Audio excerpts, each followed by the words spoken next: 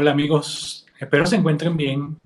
Martes 5 de mayo de 2020.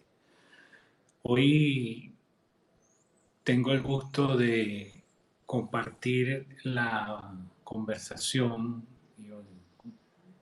con un profesor, un reconocido dirigente del sector de Catia, en Caracas. Y para mí un gusto porque lo conozco hace mucho tiempo y hemos disertado pues, sobre temas inherentes a la política.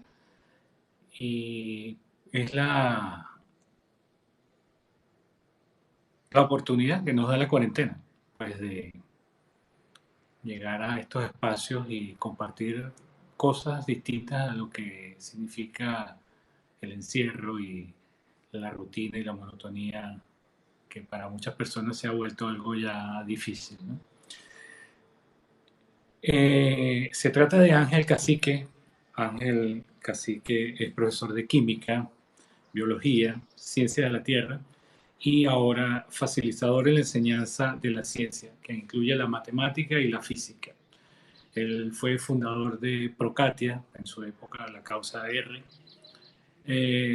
Fue diputado de la nueva Generación Democrática para el periodo 1989-1993 y activista social y comunitario, secretario general de Caracas por COPEI actualmente. En dos oportunidades, la última hasta febrero de 2020, y actualmente el equipo promotor de la ONG Catia Posible. Vamos a esperar que Ángel Cacique se incorpore. Ok, actualmente desde el equipo promotor, como les dije anteriormente, de la ONG Catia Posible y coordinador de Relaciones Públicas y Comunicaciones de Transporte Unidos por Venezuela. Importante sector que agrega un número relevante de líneas de autos por puesto. Y un diplomado en Economía Social y Ecología de Mercado. Bueno, Ángel me hizo llegar una canción para la difusión, pero en esta oportunidad no vamos a poder hacerlo. Escucha, no vamos a poder hacer esto porque resulta que para efectos de esta transmisión en Facebook, ponerla en Facebook, para los amigos que nos ven en Facebook y por YouTube, se genera un conflicto con el tema de los derechos de autor. Sin embargo, pues haremos una breve reseña de la canción, igualmente le preguntaré el por qué la escogió, pero no se podrá poner el tema porque se genera esto, como les digo, un conflicto con tanto en al subir el video a YouTube como al subirlo a Facebook. Y Ángel Cacique escogió a Simón Díaz de La Vaca Mariposa,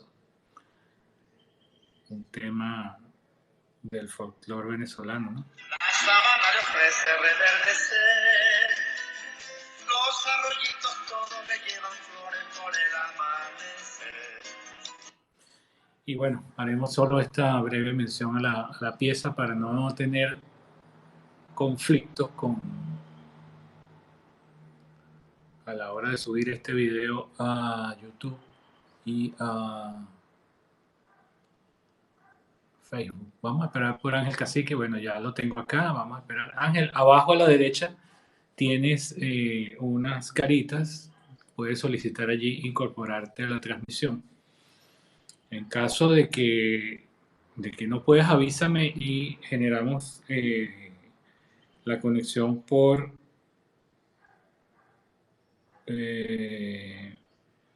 una llamada. Veamos.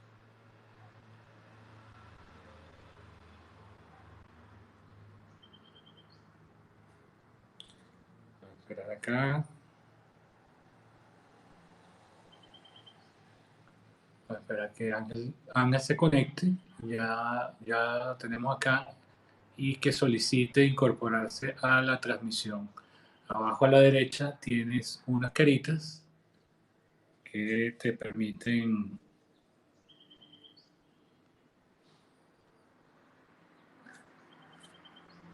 solicitar unirte como invitado a esta transmisión. Bueno, estamos en martes 5 de mayo, martes de circo y drama, a ratos más drama que circo y a ratos más circo que drama. Estamos sobre situaciones bastante delicadas que incluyen el coronavirus, la cuarentena, lo ocurrido recientemente en Macuto, que no queda del todo claro, la tragedia que incluye este presunto intento de motín en una cárcel de Guanare, en el estado portuguesa, en el que fallecieron decenas de personas de forma terrible. Y esta situación que tiene la gente en Petare durante ya unos 6 días, quienes se encuentran viviendo este drama de un intenso tiroteo que no tiene respuesta pues, en las autoridades. Vamos a hablar de un poco de todas estas cosas con Ángel. Ángel Cacique, un hombre que milita hoy en COPEI, pero que viene de la izquierda de los 70 y conoce muy bien ese trasfondo de lo que fue esa historia de esa Venezuela de aquel momento, con sus altos y bajos.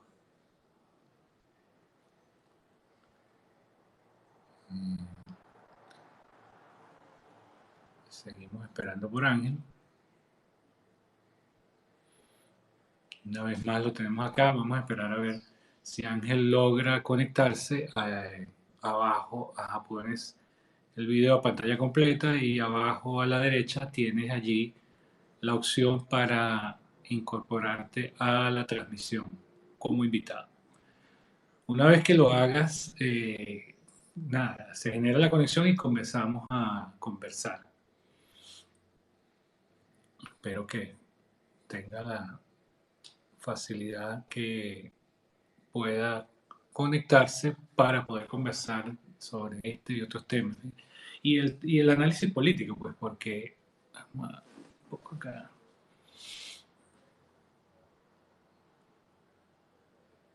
Ok, Ángel, ahí te veo conectado. Eh, Vas a ver allí en la parte inferior la opción de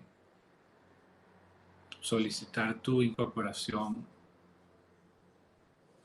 a esta transmisión.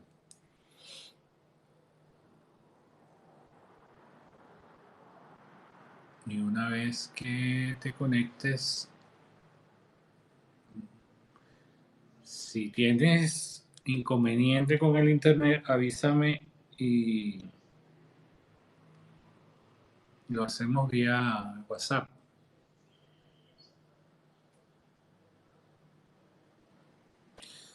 Bueno, como les comentaba, Ángel Cacique es profesor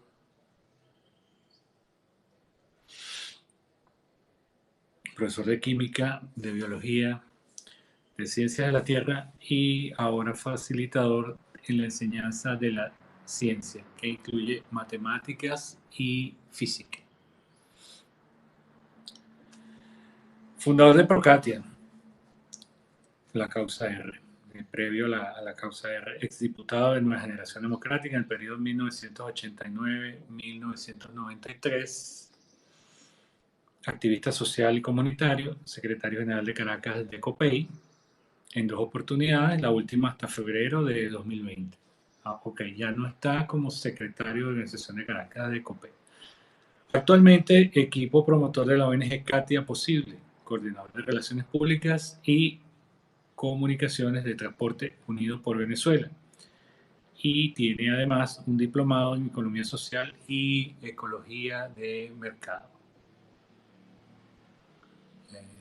Creo que Ángel no tiene forma de conectarse por acá.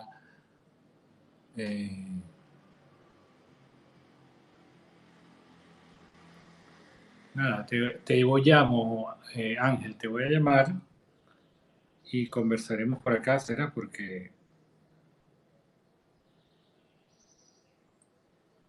no, creo que no puedes conectarte aún.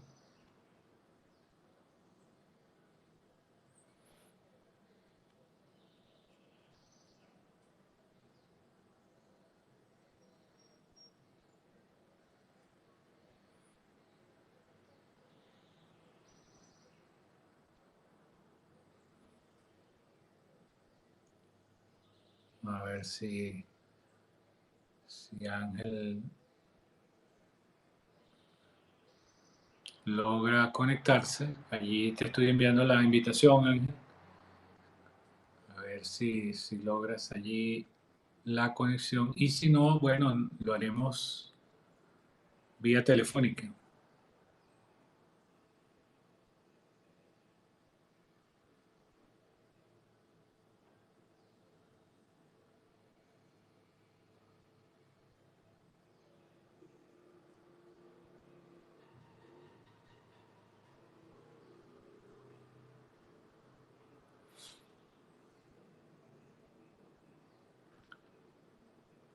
Sí, a veces cuesta que se haga la conexión. Unos casos más, otros menos.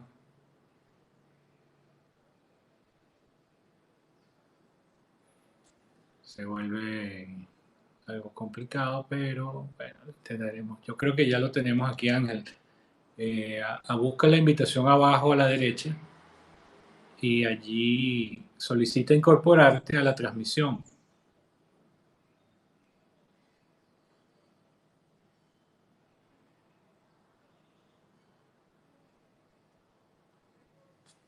No, no creo que no lo logras. Vamos a tener que hacer la llamada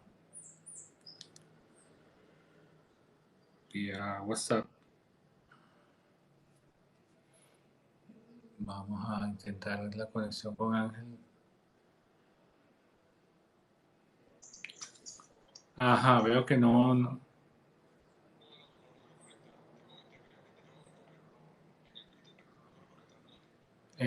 Ok, te pongo en speaker y vamos a hablar por acá.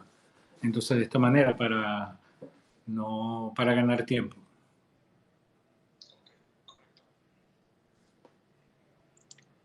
Estoy aquí, ¿me oyes por Ok, ahí? ya estamos en directo, ya estamos acá, estamos en esta transmisión de hoy, martes 5 de mayo.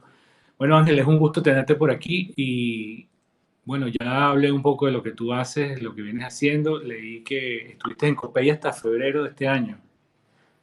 Sí, sí, estuve como secretario general de COPEI de Caracas. Yo había sido antes secretario general de COPEI Caracas, cuando estaba Roberto Enrique, y ahora con la comisión esta, la Junta SOT, también secretario general.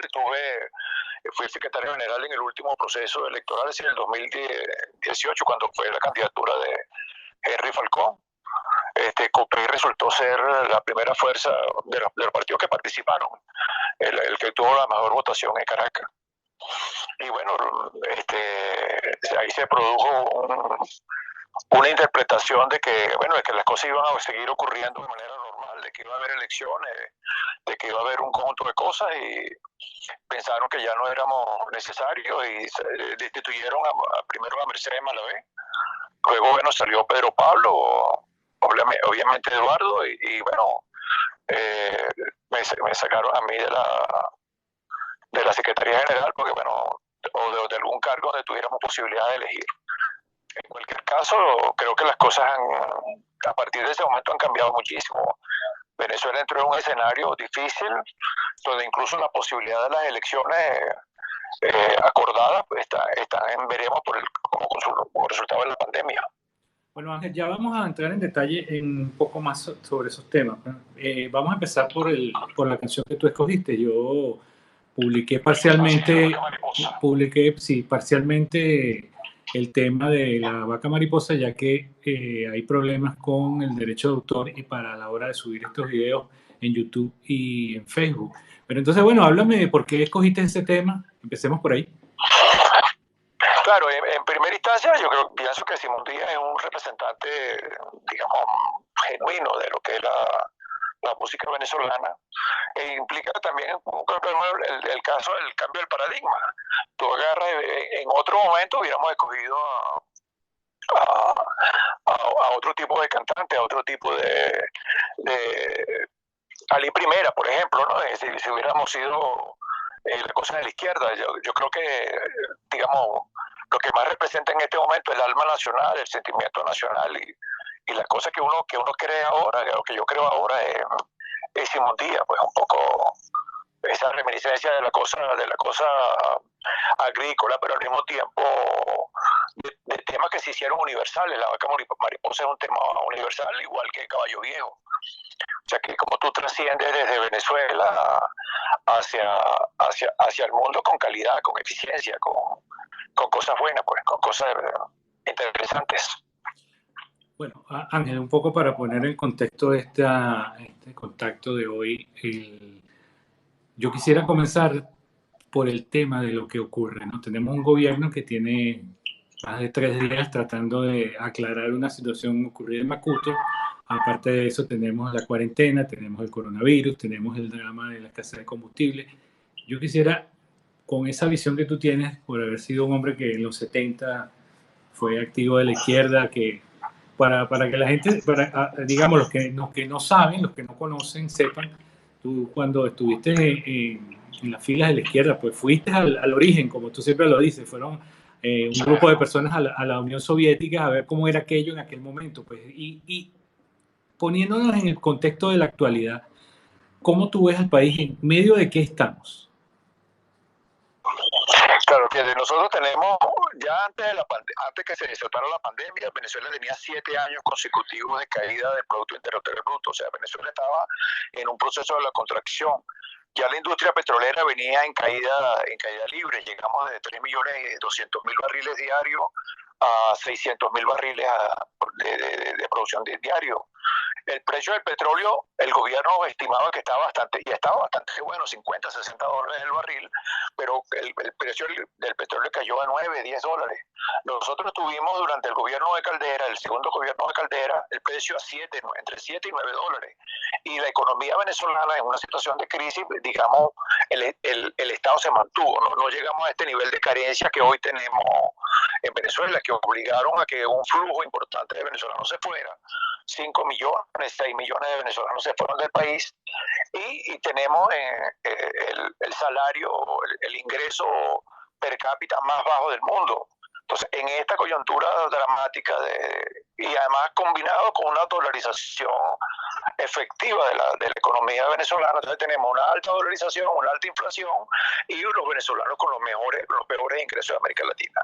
En esta coyuntura entra la pandemia, que el gobierno lo utiliza como una manera de controlar aún más Katia, donde yo vivo, en Altavista, sometida a la cuarentena, y en una situación ya de hambre, ya de una situación de pobreza evidente en la calle y en la cuestión social, nos encontramos con que la pandemia nos retrotrae a una situación muchísimo más precaria.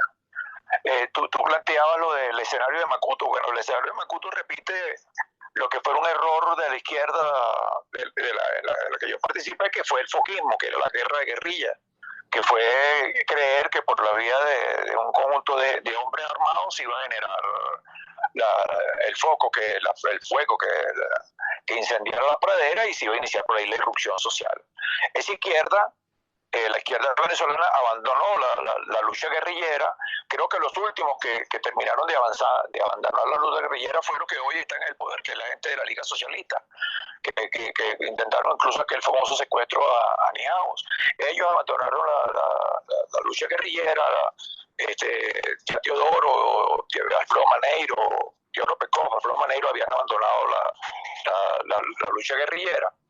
Y quedó Bandera Roja, también se fue a la lucha guerrillera y quedó, digamos, esos grupos de ruptura y de la Liga Socialista intentando hacer algo. Venezuela entró en el proceso Nieve, el diputado David Nieve fue el diputado de la Liga Socialista que estuvo metido en el secuestro de aquella cosa del Nijao, que pasa a la vida legal. La Liga Socialista se hace legal, matan a Jorge Rodríguez, o sea, después con el secuestro de Nijao, y quedó ese remanente. O sea, la izquierda dejó y llegó al poder no por la vía del golpe de la lucha armada ni por la vía del golpe militar. Chávez intentó el golpe y no funcionó, sino llegó por la vía electoral. Hoy en Venezuela se han cancelado, parecieran canceladas las opciones electorales, y entonces un grupo intenta recordar, pues, o repetir la experiencia esa de la invasión del FARC, cuando en el pasado, la invasión de Machurucuto, o lo que intentó Fidel en Cuba, ¿no? Creo que todas esas cosas son fracasadas. Creo que en el mundo del siglo XXI y en el mundo, en la condición en que nosotros estamos, ese tipo de cosas son evidentemente un error. Y esta cosa de Macuto lo que hace es oxigenar a un gobierno que está, digamos, en la peor situación económica y política posible de los últimos 50 años. Correcto, porque a esto hay que agregarle que en estos cambios está la globalización, está el proceso tecnológico, y si de ser cierto lo que el gobierno cuenta sobre lo que ahí ocurrió, de ser cierto, pues prácticamente como que los estaban esperando, ¿no? Es lo que deja ver. Sí, la invasión de Machurucuto, que en la época con la Cuba, que tenía toda la experiencia guerrillera, y desembarcando en una zona aparentemente aislada, más alejada, hoy con todo el problema satelital, con todo el problema de control de la información, con todas esas cosas de que esos grupos están infiltrados, todo ese tipo de cosas que están ocurriendo, Cliver Alcalá, y esas cosas que no creo que sea conveniente.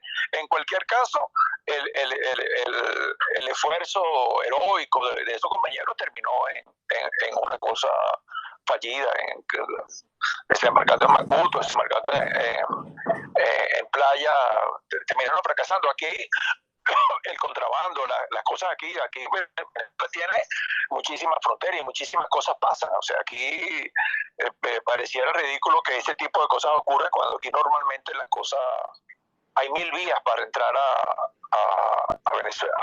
Venezuela y 1000 formas de transitar el camino.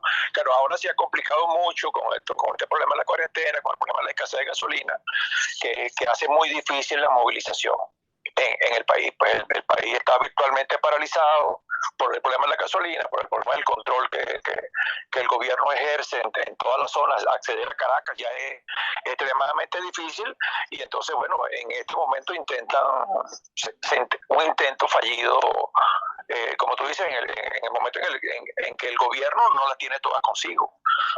Porque bueno, las cajas CLAP llegan cada vez con menos alimentos, el aumento del salario que el gobierno dio es una cosa ciertamente ridícula. Entonces, uno no entiende cómo estas cosas pasan, cuando lo ideal es presionar políticamente a un gobierno que no encuentra cómo resolver los problemas, y que yo creo que no solamente que no encuentra, sino que no sabe cómo resolverlo.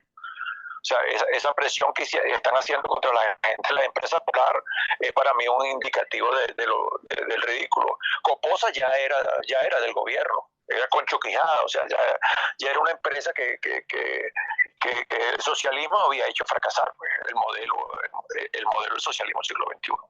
Una presión, Ángel, que parece no ocurrir porque la oposición se encuentra, digamos, desaparecida desde antes de la cuarentena, y en el medio está una población que necesita salir diariamente para procurarse el sustento y llevar algo a su casa.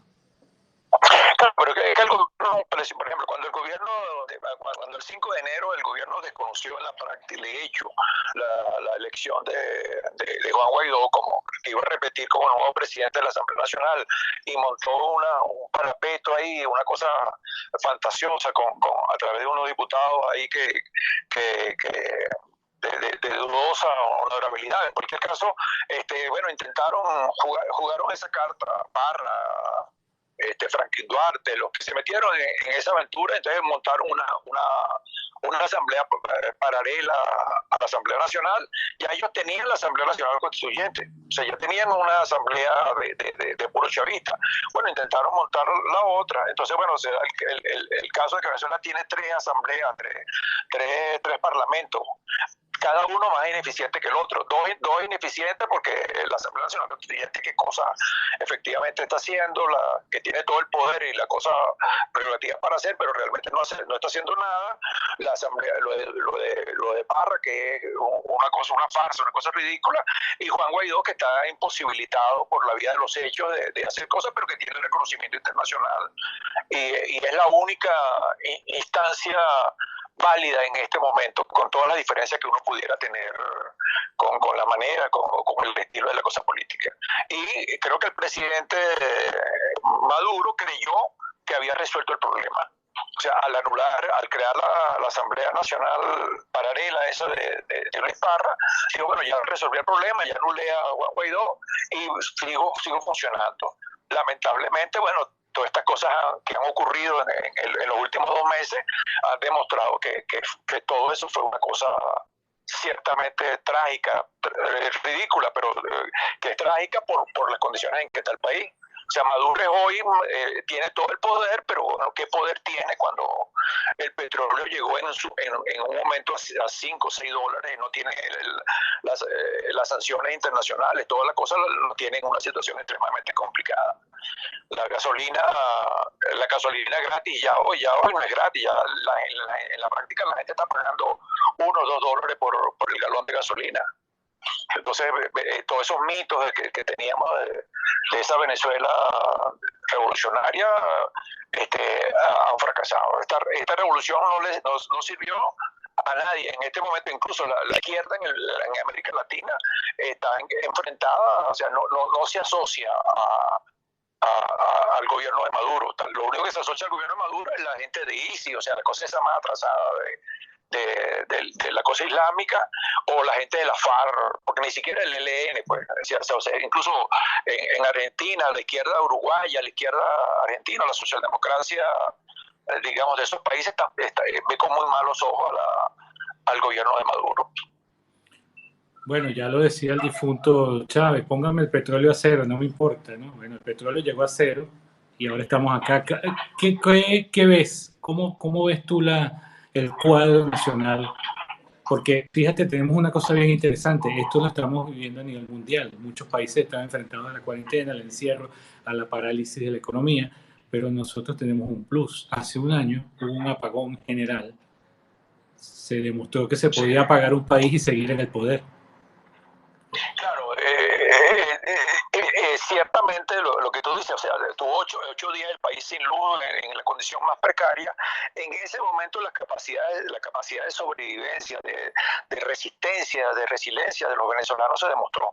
Es más, en ese momento arranca la dolarización. De hecho, el venezolano entendió que el bolívar no valía absolutamente para nada, que no había manera de hacer ningún tipo de transacción económica, que el dinero del bolívar era ineficiente, que ese dinero no servía absolutamente para nada, y comenzó a utilizar el dólar. Y entonces, bueno, se da en el caso de Venezuela se repite la experiencia de la Alemania Oriental, cuando existían las dos Alemanias, la federal y la democrática, entre comillas democrática, que era la Alemania comunista, donde todo el flujo económico de Alemania Oriental se iba hacia Alemania democrática, y de Alemania democrática se regresaba porque, bueno, la gente no había manera de vivir. Hoy en Venezuela tenemos el drama de que la economía es controlada por el dólar, y en la zona fronteriza controlada por el peso colombiano. O sea, hoy Venezuela, desde el punto de vista económico, es una situación más débil. Tienes tu razón, hemos logrado sobrevivir, los venezolanos hemos logrado sobrevivir en las condiciones más precarias, sin guerra evidente, o sea, sin bombardeo, porque en la situación en Siria es por el bombardeo, o los países que están en guerra. En Venezuela, sin una guerra abierta, directa, tenemos una situación de precariedad muy grande y la gente va a empezar a resistir. Y fíjate, hay más muertos, según las estadísticas de Jorge Rodríguez, hay más muertos en Guanare, en la cárcel de Guanare por la represión contra los presos que por el coronavirus. Es una cosa que es inaudita, porque nosotros sabemos que estamos en una situación muy endeble desde el punto de vista sanitario.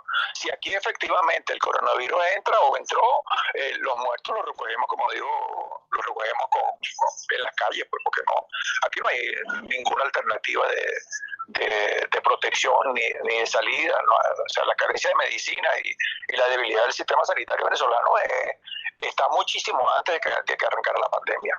Lo que tú describes muestra lo que pudiera definirse como un desmantelamiento del país. Sí, claro, nosotros tenemos un Estado, cuando la gente habla del Estado fallido, del Estado narcotráfico, la gente del Banco Mundial utiliza el término del Estado frágil. O sea, un Estado, evidentemente, aquí existe un poder real, o sea, efectivamente Maduro controla el ejército, controla la policía, el FAES ejerce una presión importante, los colectivos a veces salen por las calles a demostrar. En este momento los colectivos funcionan porque los protege la Guardia Nacional, porque los protege la PNB o porque los protege el CIPC. Y la demostración de eso es lo que está ocurriendo en Petare. Los tipos van y se caen, empiezan a disparar, demuestran que ese territorio es de ellos y no pasa absolutamente nada.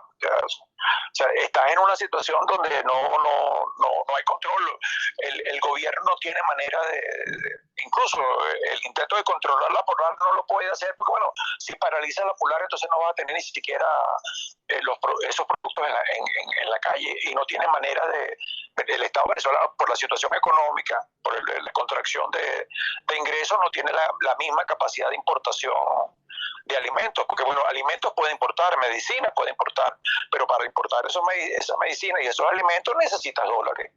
Y el gobierno lo que no tiene, los oliburgueses, ellos tienen muchísimos dólares, ellos en términos personales, pero el Estado carece de esos 8.000 millones de dólares que necesita para sostener precariamente la economía venezolana, el nivel de gasto de la economía venezolana. Entonces, haciendo un ejercicio de imaginación, ¿hacia dónde puede ir esto? Pues en estas condiciones que tú estás planteando. Bueno, nosotros vamos, hay un audio que circuló que dice que es de Lorenzo Mendoza, donde él describe gráficamente la situación. O sea, nosotros estamos en una situación extremadamente complicada. El problema es que las decisiones en Venezuela, por razones de coyunturas internacionales, uno, la pandemia, hasta que no se descubre la vacuna, la otra, las elecciones norteamericanas. Bueno, no va a haber ninguna acción ni ninguna decisión. Y además, digamos, existen los aliados, en este caso China, en el caso de Rusia, tienen sus propios problemas que tienen evidentemente que resolver, porque la caída de la recesión, de la recesión mundial, implica que la gran fábrica del mundo, que es China, tiene problemas, porque ¿a quién le va a vender? ¿Quién le va a comprar? O sea, el problema de la contracción obliga a los países a esos países a buscar salida. Rusia a resolver sus propios problemas. La caída de los precios del petróleo lo obliga a negociarlos. Cada uno de ellos, España, que era un gran aliado de Pedro Sánchez, pues este nuevo PSOE, el de Podemos, que pudiera ser eventualmente un aliado del gobierno de Maduro, tiene sus propios problemas. Y la contracción económica en España, la caída del turismo, la caída de esa economía de servicio es extremadamente grave. O sea, ¿cómo funciona? ¿Cómo esos países se van a ocupar ahora de un país que además hace todo lo posible por despreciarlo? O sea, ¿quién va a acompañarlo? O sea, Venezuela es un país de tránsito desde el punto de vista del narcotráfico. Los países productores y los países consumidores. El que recibe menos porcentaje de recursos en el caso de que intente vivir de la droga. O sea, el caso digamos, de los talibanes en Pakistán, que de alguna manera montaron un negocio alrededor del tráfico de heroína. O sea, pero es que ellos controlaban directamente ese mecanismo. O sea, esos sueño, ese modelo económico está altamente complicado para el gobierno. En ese escenario, Venezuela está en una situación extremadamente difícil. Nosotros vamos a un periodo, si ya teníamos una disminución de 12 kilos y medio por venezolano de pérdida de peso, vamos a una situación muchísimo más dramática, muchísimo más aguda. Y la posibilidad de la implosión social es cada día un hecho. Por eso es que el gobierno no puede levantar la cuarentena, porque si levanta el control policial le va a ocurrir lo de Petare. Entonces va a ser una anarquía por todo el país, como ya es un hecho casi en todo el interior del país. Lo de Maracaibo, lo del Estado Zulia, es una cosa de pronóstico, pues lo que llegó a ser el estado más rico de Venezuela hoy en una situación precaria. Lo que pasa en el estado Bolívar, afortunadamente tienen ahí todavía lo del oro, que de alguna manera les permite a un porcentaje, a una economía marginal más o menos desarrollarse. Pero eso no le garantiza al Estado, ni no le garantiza a los venezolanos una posibilidad de sustentabilidad cierta, real.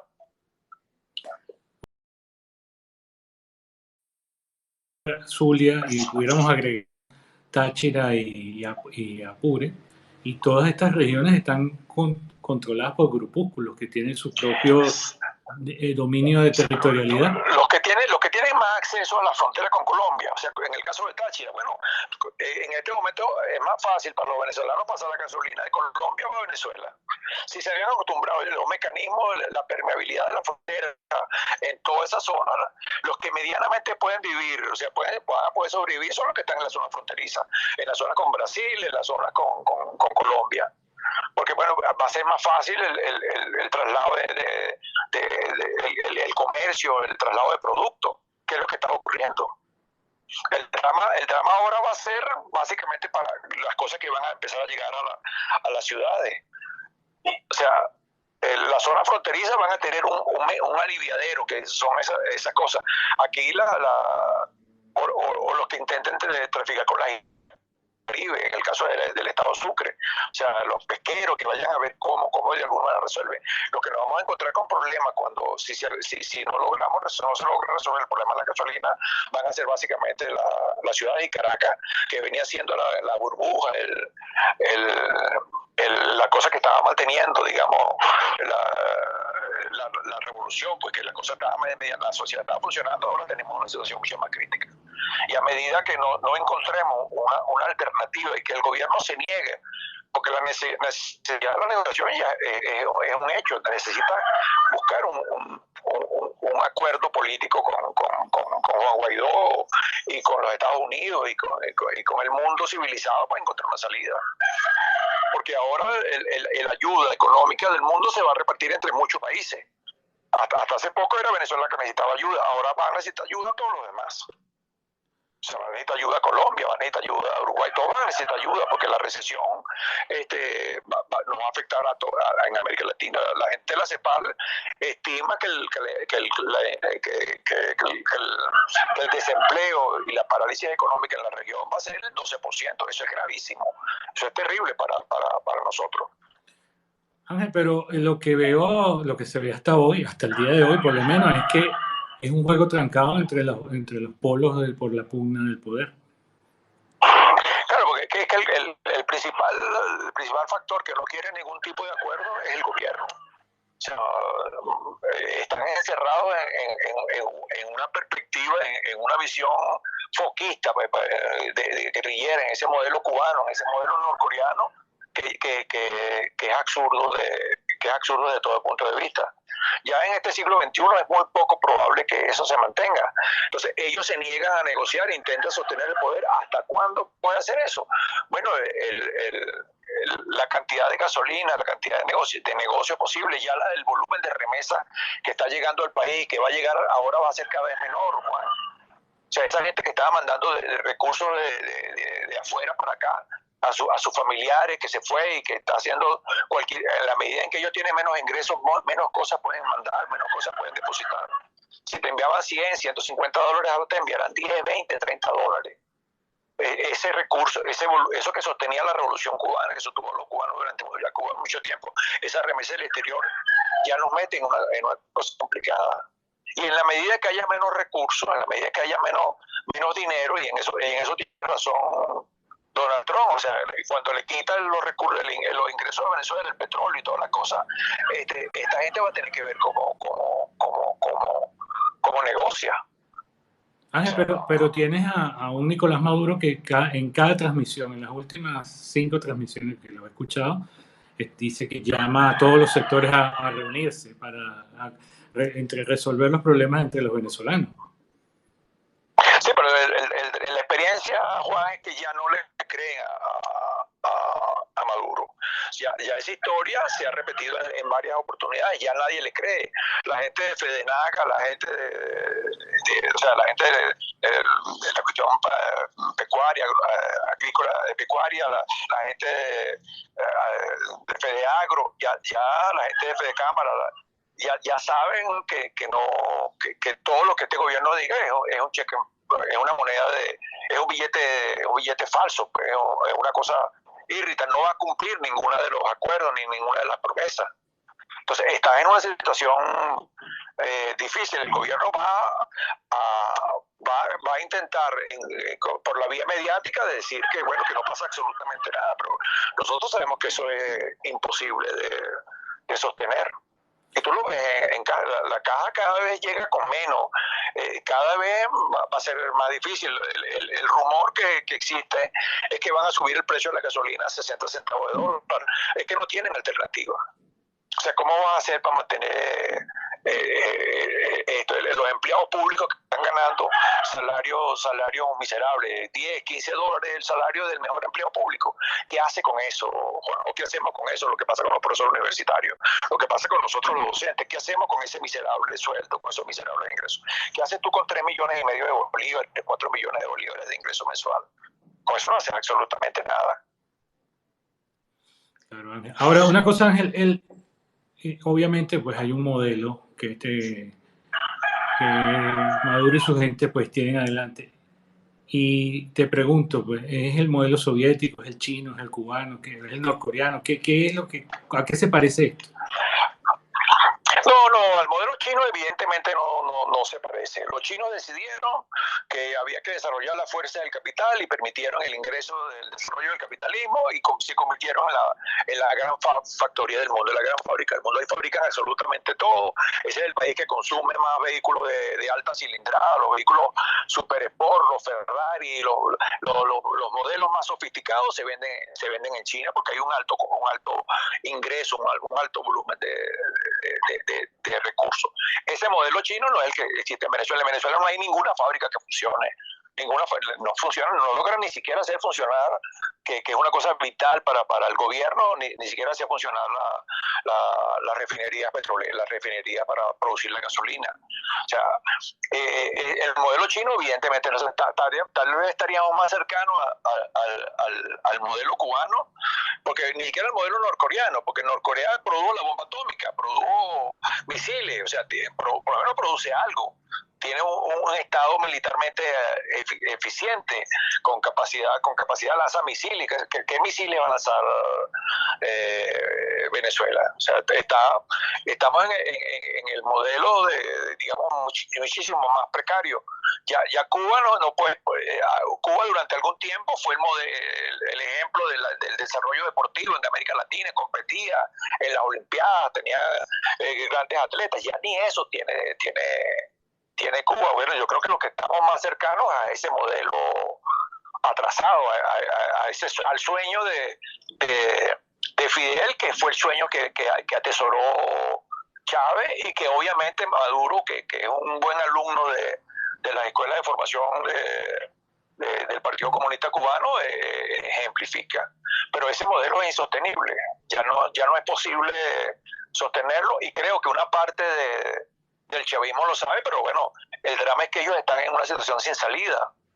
O sea, no encuentran cómo salir de eso, y no hay forma, no hay manera de generar un proceso de transición. Pero evidentemente se va a encontrar, porque la transición se va a hacer, y un sector del chavismo o de ese sector de la izquierda, o de ese sector que está con el gobierno, que entiende la inviabilidad del sistema, está buscando salir, está presionando. los mismos militares están encontrando salida. No se te olvide, Juan, que el golpe de Estado en Chile lo dio Pinochet, que era la mano derecha de Salvador Allende. O sea, aquí no hay manera, pues, y el golpe a Juan Vicente Gómez, a Castro, a Cipriano Castro se lo dio Juan Vicente Gómez. Esa es la historia. La historia dice que, bueno, que ya va a llegar un momento que es insostenible y simplemente esto se irá. Nosotros quisiéramos que esto se fuera la transición lo más inteligente posible, lo más racional posible, pero ese camino lo decide, desafortunadamente lo decide Maduro y el grupo que está, digamos, atrincherado en el poder en Venezuela. Ángel, ahora, bueno, hablemos del tema de Katia. Tú eres dirigente de Katia y Katia tiene, Sí. a mi manera de ver, dos visiones, ¿no? Que se muestran a quienes no vivimos en esa zona. Por un lado, se ven videos a diferentes medios, periodistas y gente en general por las redes, donde se ven inmensas oleadas de personas caminando como que si no hubiese ningún tipo de problema con pandemia o efecto del coronavirus. Eso por una parte. Y por otro lado está el tema de esta especie de reclusión por sectores que ha venido ocurriendo. Si pudieras hablar un poco sobre qué es lo que está sucediendo realmente en Katia hoy en día. Fíjate, tú tienes que tener claro, Juan, que Katia, digamos, había en el momento de que hubo conflictos en toda la ciudad por lo que se llamaron las guarimbas y todo ese tipo de cosas, en Katia no pasó absolutamente nada. Katia se mantuvo como un emporio económico, como un emporio de desarrollo, la gente haciendo mil actividades. Eso tuvo una expresión mayoritaria en el 16 de julio. El 16 de julio, cuando se hizo aquella famosa consulta popular, la consulta popular en Katia fue espectacular, tan así que Maduro no pudo asistir a la Megatreno Caro a votar, porque el volumen de gente era extraordinariamente grande, y ese evento lo resolvieron los colectivos a tiros, murió una famosa señora, pero ahí la gente, los catienses, salieron a decirle que no a este gobierno. De Katia no estaba sobreviviendo. Entonces, económicamente, Katia es una zona extremadamente activa. El gobierno, obviamente, el problema de la pandemia intenta paralizar, pero ¿cómo paraliza cuando la informalidad y la actividad económica en Katia se sostiene básicamente con la presencia de la gente, con la actividad que la gente hace, con la actividad comercial, con la actividad productiva? Entonces, evidentemente, el intento de controlar, aislar, digamos, la población, ellos lo hicieron, ellos aislaron la parroquia Sucre para evitar, porque incluso en momentos, antes de que arrancara la pandemia, los precios en Katia al por mayor eran mejores que en casi cualquier lugar de Caracas. El azúcar, el arroz, los productos, tú lo consigues aquí mucho más barato, y por eso es que la gente venía a comprar la Katia. Ellos intentan parar la cuestión de que, bueno, tiene que parar la pandemia, tiene que parar el contagio. Si se produce el contagio, obviamente Katia iba a ser la zona de mayor contagio, igual que Petare. O sea, zona de una gran vitalidad económica, donde es imposible parar la vinculación de la gente o de la interacción económica de la gente. Entonces, bueno, obviamente intentaron hacerlo. Eso no ha funcionado.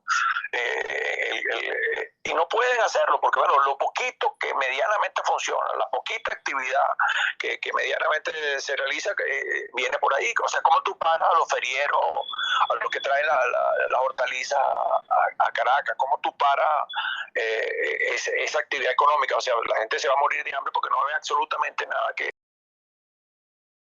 El drama es que no puede paralizar Katia, y el riesgo en el caso de haber una contaminación, de que en la zona esto va a ser catastrófico, evidentemente catastrófico. Ángel, pero al no haber gasolina, absolutamente nada. Al no haber gasolina, forzosamente estás hablando de una paralización, porque tienes un país que se mueve por gasolina. Sí, pero aquí tú tienes, ¿qué hace? Ellos paralizan. Por ejemplo, vamos a ponerte un ejemplo aquí en la carretera vía Caracas-La Guaira. Aunque ellos cerraron, no impiden el acceso de las camionetas hasta la Plaza Castro, la obligan a dar la vuelta antes. ¿Qué hace la gente? Los últimos 50, 100 metros los hace caminando. Y va, bueno, no te dejan llegar al mercado porque cierran los accesos al mercado, Peribonalde, cierran todo eso. Pero la gente entra caminando. ¿Cómo vas a hacer? sea, el gobierno no tiene forma de parar eso. Y esa es la foto que tú ves, esa es la gran foto de ese gentío en la calle, porque no tiene alternativa, porque la diferencia de precio es apreciable. Juan, un cartón de huevo que aquí en Altavista te cuesta 350 bolívares, en Calle tú lo puedes conseguir en 280, 290, 300 bolívares. 50.000 bolívares en este momento de crisis económica es un ahorro sustancial que obliga a correr el riesgo. No tiene alternativa. O sea, la gente no tiene alternativa. Camina para el poquito dinero que tiene, lo utiliza para comprar los pocos productos. Y entonces, bueno, ¿cómo paras eso? O sea, no hay manera, entonces es ineficiente. Es más, el gobierno, y lo hizo en el 23 de enero, recuerda que incluso la gente de los colectivos salieron y mataron a una gente en las calles, le cayeron a tiro. En el 23 de enero, y los colectivos salen con las armas y tal. Pero después que pasan los colectivos, la gente vuelve a ponerse en la calle, porque no tienen manera de controlarlo. Y la única manera de controlarlo es que tú le des la comida, tú le des una bolsa de comida importante, le garantices a la gente el sustento. Como no se lo puedes garantizar, como no hay manera, con un bono de 350.000 bolívares, ¿qué puedes hacer? Es correcto, Ángel, sí. Ahora, Ángel, frente a esto, Ángel, el discurso político opositor que se ve tan debilitado, ¿qué ves tú? ¿Cuál es tu opinión al respecto?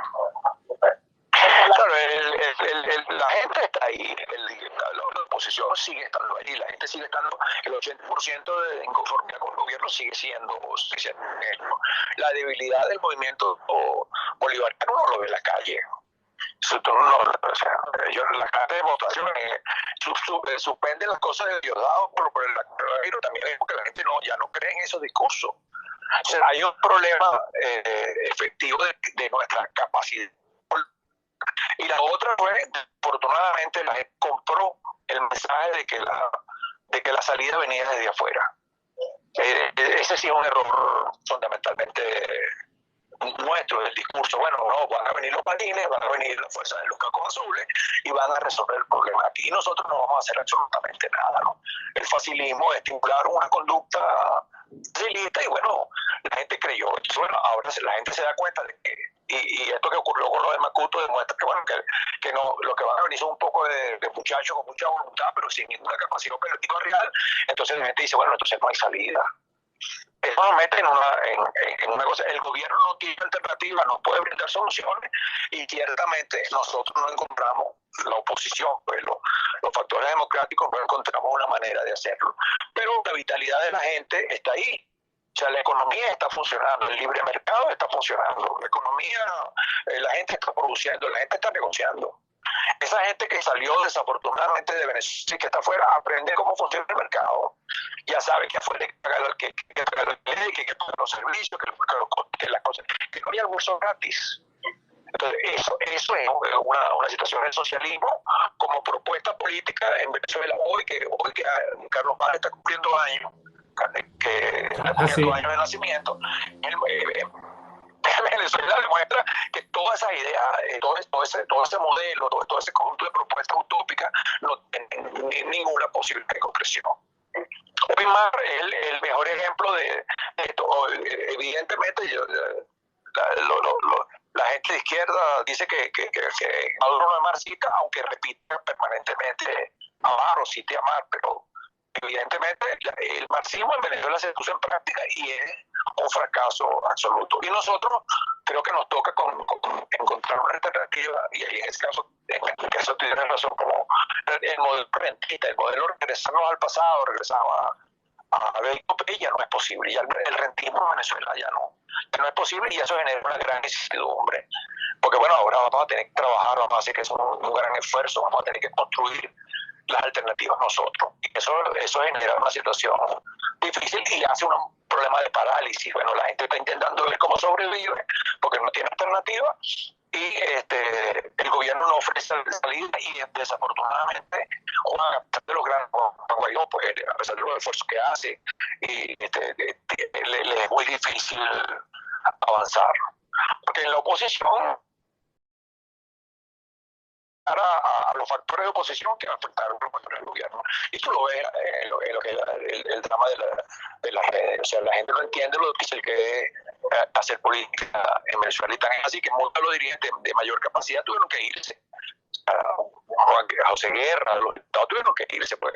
Y los diputados que se quedaron en Venezuela, bueno, medianamente intentan hacer alguna cosa, pero no pueden hacer mucho porque no están sometidos a la posibilidad cierta de una acción efectiva del gobierno.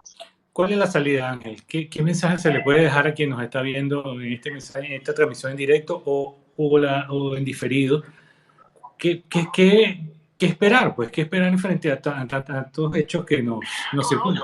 Yo siento que la gente está encontrando salidas organizativas. Ya sabemos que hay un conjunto de cosas que no debemos ni podemos hacer. No esperar que la salida venga de afuera, aunque necesitamos la ayuda internacional, sino empezar a organizarnos para construir. Esta cosa de la pandemia va a tener que ser levantada, la vacuna va a ser descubierta, y bueno, el camino que siempre debió ser el camino pacífico, el camino electoral, prepararnos para esa coyuntura, y en ese momento, y evidentemente ayudar y presionar para que estos amigos que están en este momento del gobierno que encuentren una salida. Si uno recuerda la experiencia de Alemania, por ejemplo, Alemania del fascismo, o sea, el fascismo fue extremadamente duro por los alemanes, y al final Hitler, entrando los soviéticos en Berlín, se negaba ocurrió la derrota en las peores condiciones y se produjo una salida. El milagro alemán, o sea, hubo gente en Alemania que se estaba preparando, que eran los liberales, para encontrar un camino de salida cuando el fascismo cayera. Pero el fascismo cayó, llegaron los norteamericanos no encontraban qué hacer con Alemania, y los alemanes encontraron un camino de solución que dio un ejemplo. Igual para los japoneses. O sea, luego de que cayeron de la derrota de la guerra, las dos bombas atómicas, los japoneses encontraron una salida, una solución. Yo creo que ese es el ejemplo para nosotros. Bueno, aquí tenemos el ejemplo, no nos cayó una bomba atómica, pero nos cayó el Chávez Maduro, que casi tan igual como que no haya caído una bomba atómica. Bueno, por ahí va a haber una salida. Así como Alemania encontró soluciones, así como Japón encontró soluciones, pero nosotros encontramos soluciones. No creo que nosotros nos vaya a pasar lo de Cuba, que no tiene solución en el corto ni en el mediano plazo. O sea, Venezuela es otra cosa, y esa gente que está afuera, esos venezolanos que están afuera, son también incluso una posibilidad de salida. Y tú mismo, nosotros, pues, ellos no han logrado acabar con la inteligencia, no han logrado acabar con los venezolanos, no han logrado acabar con Lorenzo Mendoza. No han logrado acabar con los empresarios, con los bodegueros, con los comerciantes. Ahí están, sobreviviendo en las peores condiciones. Fíjate con lo del petro. Aquí en Katia, lo del petro significó una pérdida importante para muchos de esos comerciantes. El gobierno dejó de pagar de 30, 40, 50 millones de bolívares, se los pagó mediana, o sea, muy a cuentagota, y esa gente siguió funcionando, ha seguido resistiendo. Sí, aquí no. En definitiva, Ángel, hay un país que se sigue levantando todos los días a producir. Claro, y tú lo ves en la cuestión educativa. Bueno, aquí el gobierno está haciendo lo imposible por acabar con la educación, y ahora los muchachos entendieron. Ya tú ves a algunos alumnos, algunos muchachos que están entendiendo que tienen que aprender. Que no queremos saber química, no queremos saber matemática. El tema que yo tenía cuando dando la clase de química, los alumnos no querían, porque claro, no querían enfrentarse a la complejidad lógico-matemática, a esas cosas difíciles. Pero ahora no tienen alternativa. O sea, van a tener que aprender por su cuenta, por encontrar los caminos para formarse, porque no hay forma. El siglo XXI plantea demasiados retos. Esta pandemia está planteando demasiados retos. ¿Cómo tú vas a hacer? O sea, y ahora con la caída de la cuestión de los servicios, porque antes tú decías, bueno, yo me voy para Colombia a lavar carro. Bueno, para lavar carros alguien tiene que tener dinero para pagarle a la persona que lava el carro. Alguien tiene que tener dinero para pagar el restaurante. Bueno, la mejor comida del mundo, aquí el mejor plato. Bueno, alguien tiene que tener dinero para pagar eso. Tiene que haber reactivación económica, y ahora ya sabemos que tenemos que hacerla nosotros. Y que la gente va a tener que aprender y va a tener que desarrollar esas potencialidades productivas. No hay manera. O sea, vamos a tener que aprender, bueno, los que no querían aprender matemáticas van a tener que aprender, los que no querían aprender a hablar inglés, te van a tener que aprender a hablar inglés. ¿Qué van a hacer, pues? Así como el dólar, como dijo Maduro, gracias a Dios que existe el dólar. Eso significa gracias a Dios que existe la Reserva Federal Norteamericana y gracias a Dios que existe Donald Trump. No hay manera. Así va a ser. Gracias a Dios que existe la economía, el libre mercado y que existe el dólar, que existen posibilidades de solución al problema de Venezuela. Bueno, Ángel, de verdad que te agradezco el contacto, muy instructivo y vamos a repetir esta experiencia pronto para poder hablar de algunos otros temas, porque se nos quedó el tema educativo por fuera, el tema del transporte y bueno, vamos a darle un espacio a eso para poderlo desarrollar. Ok, muchas gracias, Juan. Y bueno, gracias a los que nos oyeron. Bueno, amigos, les agradezco que su participación, distribuyan esta entrevista, retuiteenla, compártanla, porque la idea es esa, que podamos dar información sobre lo que viene ocurriendo en el país y las noticias en positivo sobre las cosas que tenemos en el acontecer diario. Por mi parte será hasta una próxima oportunidad. Hasta luego.